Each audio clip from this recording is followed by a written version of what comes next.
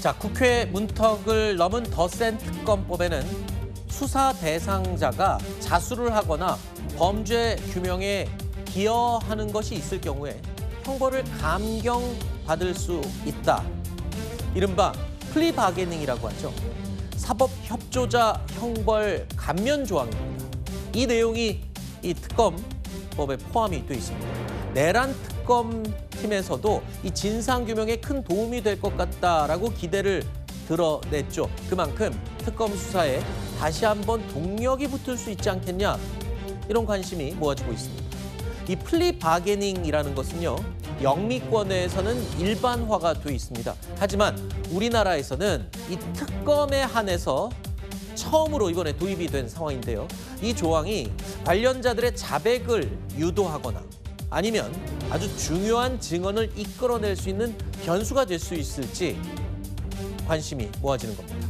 김건희 특검의 경우에는요, 이봉관 서희건설 회장이 스스로 자수서를 제출하면서 김건희 여사 신병 확보와 매관 매직 의혹에 있어서 수사에 결정적인 역할을 하기도 했었죠.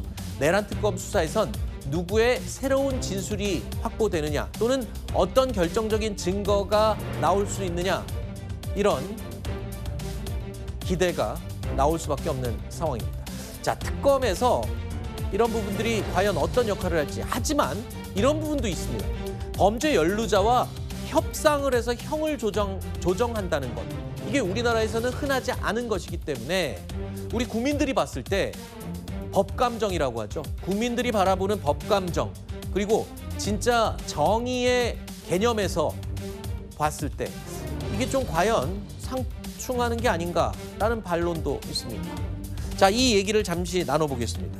일단 우리나라에서는 정말 생소한 자백을 하거나 중요한 증거를 확보해주면 내가 잘못을 했지만 형을 감경해주는 것. 이거 공식적으로 지금 도입이 되는 게 특검에서 처음인데, 그만큼 특검 수사에 증거 확보가 힘들기 때문에 이게 도입이 된 건지, 그리고 이게 법강점, 국민들이 과연 이거를 받아들일까요?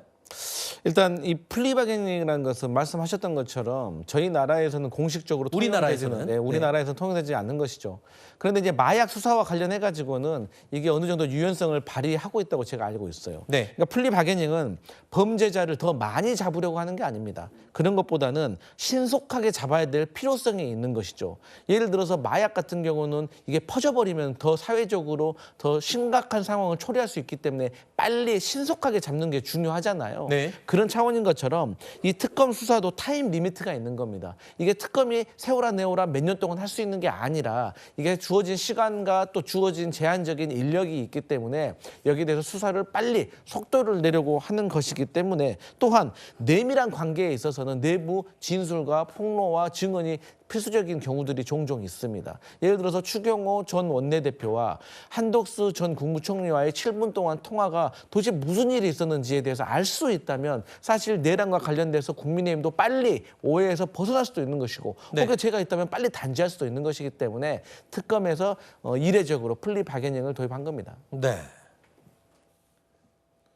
그 마약 수사할 때 플리 바게닝, 그 뭐 은어로 야당이라고 한다면서요? 예, 네. 저도 최근에 들었습니다. 알겠습니다. 저도 최근에 얘기를 들었습니다.